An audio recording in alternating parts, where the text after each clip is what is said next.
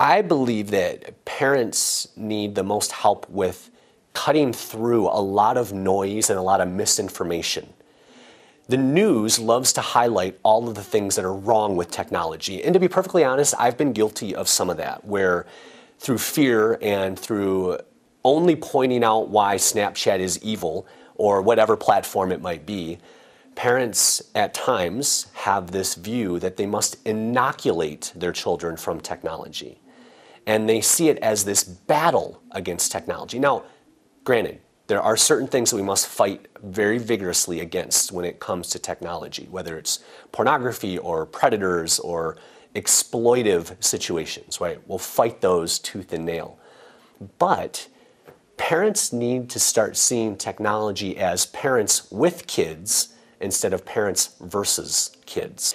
And so as parents were coming to me with similar questions, a way to address that was to create answers in one place and then send them there. But I had no idea. It was just me, at the time with a closed Facebook group and a fledgling website that, millions of views later and hundreds of presentations every year. We did 300 presentations around the country just in 2018. And now we have 6 presenters on the team and, a great group of people who collectively we all just want to help as many families as possible teach their kids how to use technology. And that's an important thing. We are a pro-technology organization, and we believe that parents at an age-appropriate level also are best off being pro-technology. Catch up. Stay connected to organizations like ours. This is exactly why Protect Young Eyes exists. And there are many others that are out there that parents could be connected to, whether it's Common Sense Media or Access. There's other organizations like ours. We just happen to believe we do it pretty well, and that is to keep parents informed of the things that matter. Remember I said that one of the problems is there's so much noise and there's so much misinformation that's out there. We try to filter through all of that and create a clearinghouse that if parents want to know what things matter, where the risks are, how their child can be protected best, then find a spot and consistently stay connected to it. So we have a handful of things that we say most families who win in the digital age do consistently, and one of those 5 things is to be connected to a resource that you trust and read what they send you. What's the other 4? So number 1 is conversation. Talk to your kids as frequently and as often as possible about all of the awkward things that nobody talked to us about when we were growing up. Look them in the eye. Ask them how they're doing. Conversation.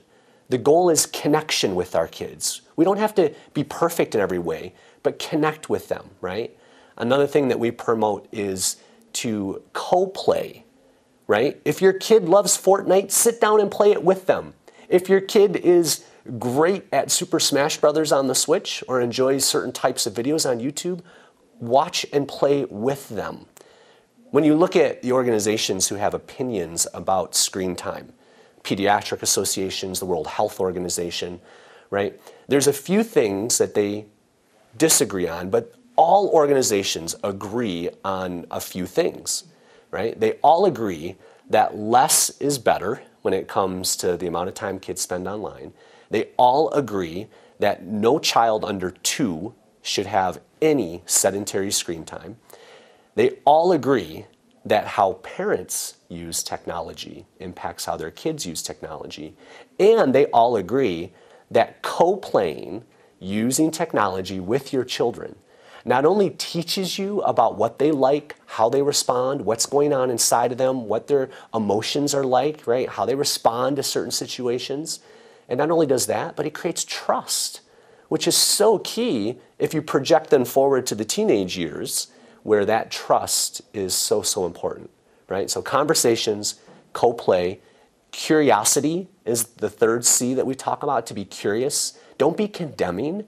Let's just accept right now that every single child is at some point going to do something with technology that you don't like. Let's accept that and not be surprised by that with disappointment and condemnation and how dare you, how could you. If we accept that that's going to happen, then let's address those situations with curiosity. Because every child who makes a bad choice online did it for a reason. And you miss amazing opportunities to learn about the heart and the mind and the curiosities and the questions that children have if you aren't curious about the things that they're doing online, both the good things and the bad things. All right, so just last night, I was helping my daughter with a writing assignment, okay? She was on the Chromebook, I was on my MacBook. We were at the same table, working on the same document at the exact same time. She was working on it, and then I was reading it, making little grammatical corrections and suggestions real time. Not only were we having a real conversation back and forth, but we were digitally chatting through this document, so to speak. Our purpose was slightly more noble in that we were working on a homework assignment, but it's real time. If you've ever been on a Google Sheet or Google Doc, you are essentially in a text message with other people who have been shared the link, right? The edit link to that document. And so one of the organizations that we highly promote for our fourth C, which is controls, age-appropriate parental controls. There's a couple that we promote. One of them is Covenant Eyes for Accountability, but the other one is BARC, which is a social media monitoring organization, and they've written a wonderful post about some of the ways that Google Docs can be creatively used by young people in the way that you've described. So we, in the 4 years of our existence, I've only ever recommended that a parent would spy on their child twice.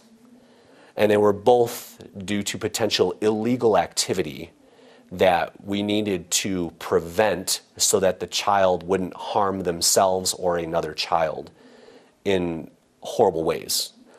Other than those extreme situations, I am not going to advocate for spying.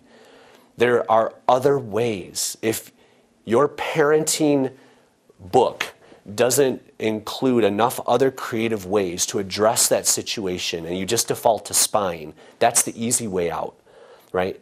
Ask your kid, why is it right now that talking to your friend is more important than getting this homework done? Okay, tell me a little about that. I'm not mad at that. You can relate to it in an analog way and say, you know what? When my parents went to bed, I used to be on the phone for like 2 hours with friends of mine and tried to secretly, we all did those things as kids to try to get away with stuff. In an analog world, they're just getting away with it in a digital way. But so how do you know? I go back to curiosity. I would say, hey, I listened to this podcast today and it blew my mind, honey, because kids are using Google Docs like text messages to totally get around their teachers and their parents. Have you ever done that? Like with a smile on your face. Like if you did, that is pretty darn creative. And like honestly, embrace the fact that that is a genius workaround. But at the end of the day, listen, I am trusting you with this Chromebook to use it for homework. And if that's something you're going to do all the time, then guess what? We're getting rid of the Chromebook. I'm going to get you a laptop and you're going to work on Microsoft Word, which isn't connected to your friends, and I'll upload it to Google Docs later for you to turn in at school. Right? Just, again, address it like this curious sort of, that's brilliant. Tell me about that. Have your friends done that? Have you ever done that? And then state your expectations around that and what the consequences, what the path looks like if they decide to do that over and over again, right? Yeah. I think that's just a better way. I think it's great advice, great advice. Now let's talk about some of the risks that are out there. Sure. Because there are some. And although we don't want to frighten parents. No, but we need to know. Prepared. Yeah. What are the current risks and challenges? I'm sure some have continued and they, ones we're already familiar with. Yeah, we definitely want parents to know about the dark places that exist online. Not so that fear paralyzes us, but so that fear motivates, that information motivates us to take productive, protective measures for our kids. Who doesn't want to protect their kids from horrible things, right? We believe that by and large, too many children are being placed in social media environments that they just are not ready for. The most popular platforms, and I'll even include video platforms because when you look at how they're categorized, the most popular destination for teens is not Snapchat or Instagram, it's YouTube. YouTube is the most used app by teens today, right? And so let's talk about the big four, which I would say are TikTok, YouTube, Snapchat, and Instagram.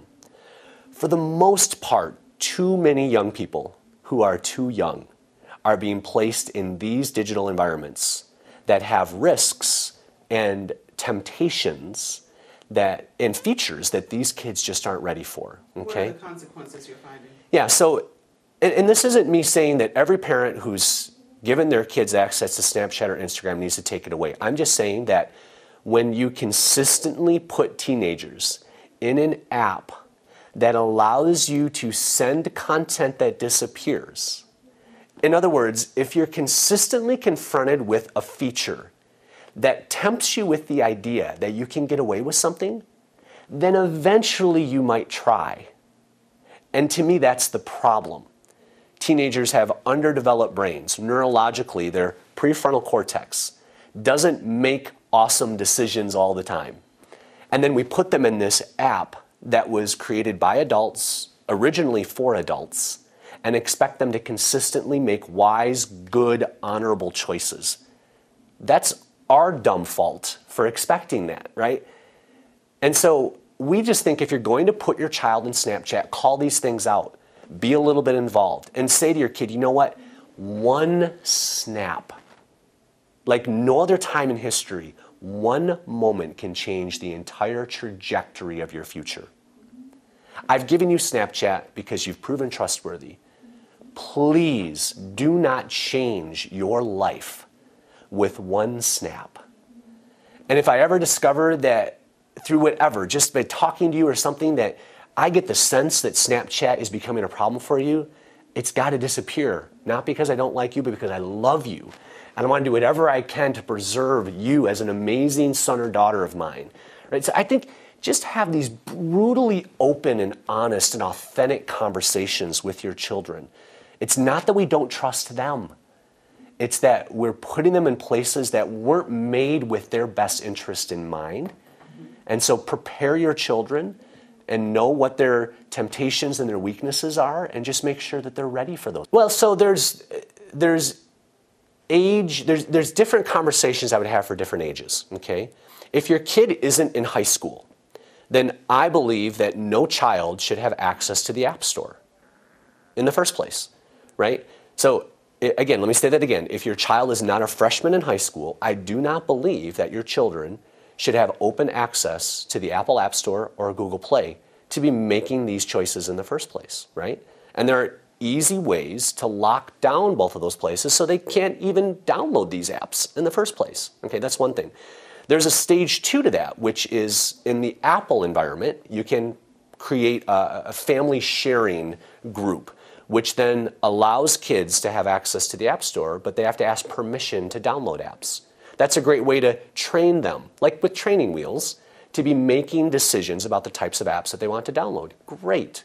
And then a part 3 to that, as they get older, maybe use the driver's license as sort of a trigger for, if you've got your driver's license, I should be able to trust you with the App Store because I can't, protect you from all decisions here, okay?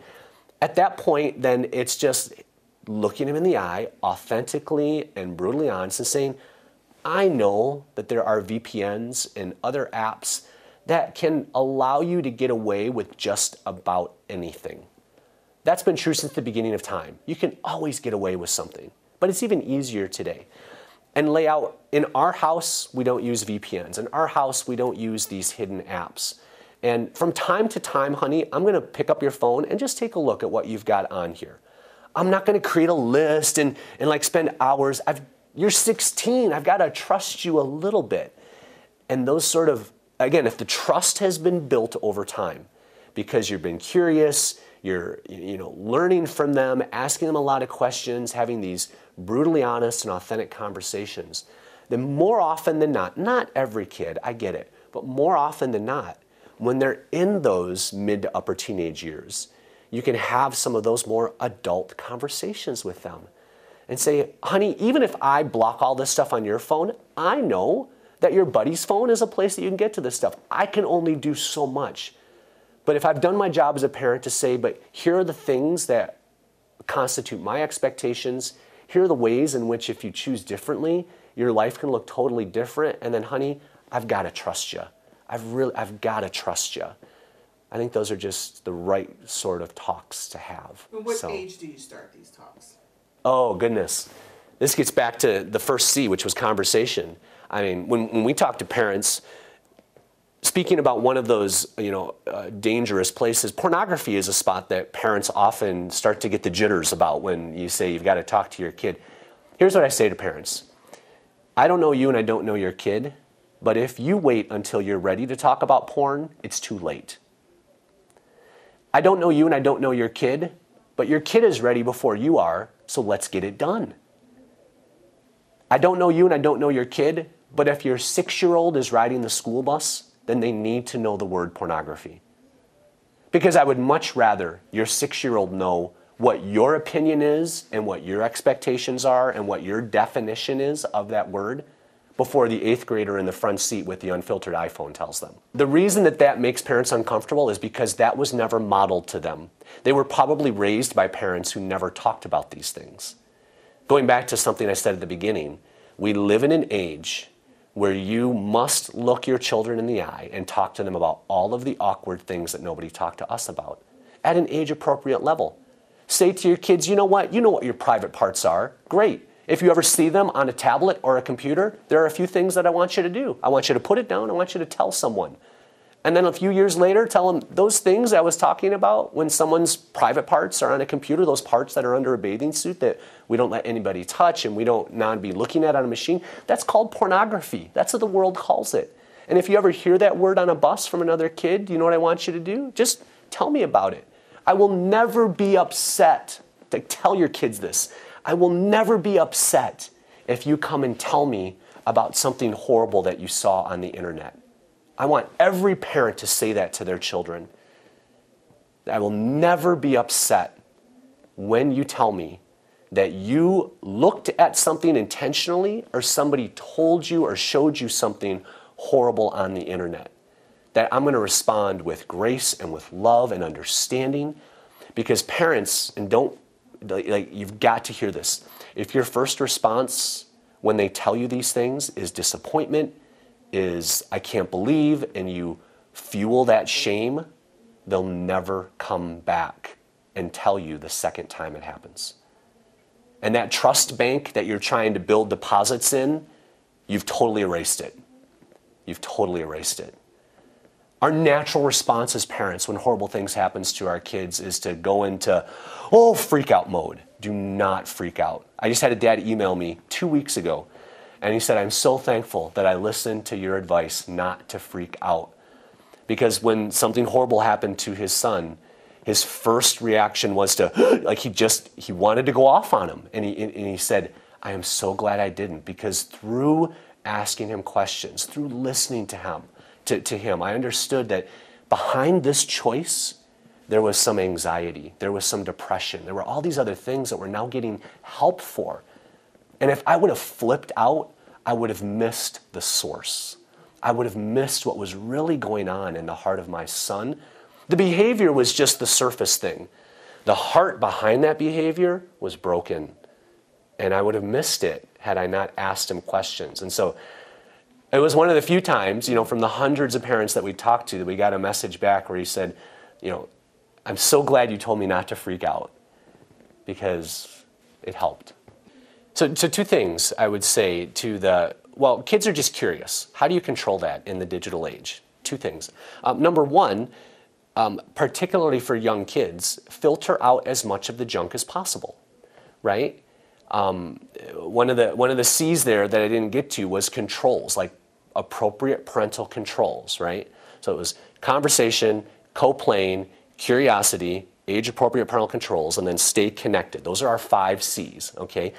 Those controls need to filter out known pornography domains, right? Whether you're 4, 14, or 40, don't need to be seeing porn, right? So let's filter out as much of that as possible. That's the one side of it. The other side of it is we tell parents this. Parents, imagine all of the horrible things that you hope never happen to your children. And then talk to your kids about them. Give them information. Information doesn't fuel curiosity. In my experience, information squashes curiosity because you've given them a tool. You've given them information.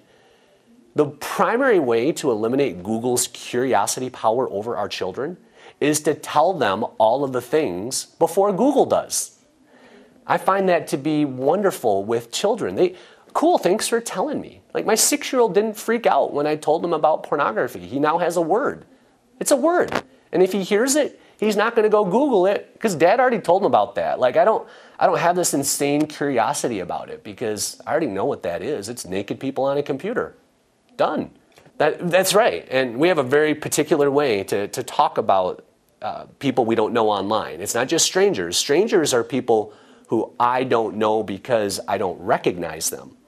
Tricky people are people who I don't know because they ask a lot of tricky questions. They may look like an 8-year-old. They may look like a 13-year-old. They may even talk like a 13-year-old. But in the digital age, we have to teach our kids a different level, a different set of tools to identify nice people who maybe are wanting to do horrible things to me. See, here's what's never happened, Angela. What's never happened, and I've spoken to tens of thousands of parents. I've never had a mom, and they all have my email address, they all have my phone number. It's no secret to get a hold of me. I've never had a mom send me an email or give me a call that said this. Chris, thank you so much for that presentation the other night. We took your advice. Me and my husband or partner, whatever, we went home and we talked to my son or daughter, just like you suggested. We told them what pornography was, what our expectations were, and what to do when they saw it. Thanks a lot. Now they're addicted to porn. That's never happened. And I'm guessing that if it would have happened just one time, I would have received a phone call because you don't mess with Mama Bear, right? And so that to me is evidence of the fact that when we have the right talks with the right kids at the right time, more often than not, it leads to the right result. It worked 40 years ago, and it still works today.